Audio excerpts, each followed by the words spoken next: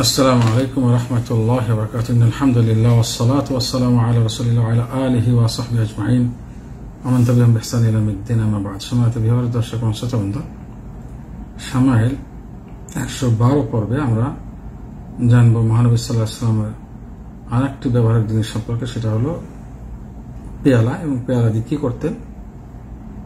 এই বিষয়টি সহিহ শামাইল তিরমিজির 145 নম্বর হাদিস। এই হাদিসটি সহিহ বুখারীতে এবং সহিহ মুসলিমে এসেছে। সহিহ বুখারীর হাদিস নাম্বার 5638 এবং সহিহ মুসলিমের 5355।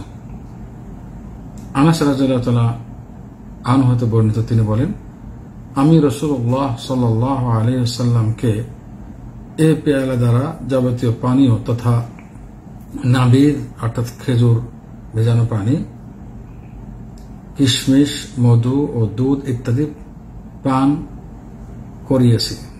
আনাস রাদিয়াল্লাহু তাআলা আনহুর কাছে পেয়ালাটি ছিল, তিনি মহানবী ব্যবহৃত পেয়ালাটি দেখিয়েছেন এবং পেয়ালা দিয়ে মহানবী সাল্লাল্লাহু আলাইহি ওয়াসাল্লাম এগুলো জিনিস পানীয় জিনিস পান করতেন।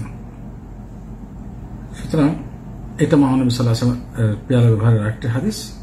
কি কি ব্যবহার করতেন, কখন কি করতেন, মহানবী সাল্লাল্লাহু আলাইহি ওয়াসাল্লাম কঠিন একটা বিষয়গুলো জানা প্রত্যেক মুমিনের দায়িত্ব। ইমানের দায়িত্ব। এই জন্য ইমামগণ, বড় বড় ইমামগণ কিতাব লিখেছেন। ইমাম তিরমিজি আলাদা কিতাব লিখেছেন ব্যাপারে, সেই কিতাব থেকে আমরা আলোচনা করছি। আল্লাহ আমাদের সবাইকে দিনের সর্বিক জ্ঞান দান করুন এবং সে অনুসারে চলার, আমল করা এবং দাওয়াত দেওয়ার তৌফিক দান করুন। আসসালামু আলাইকুম ওয়া রাহমাতুল্লাহি ওয়া বারাকাতুহু।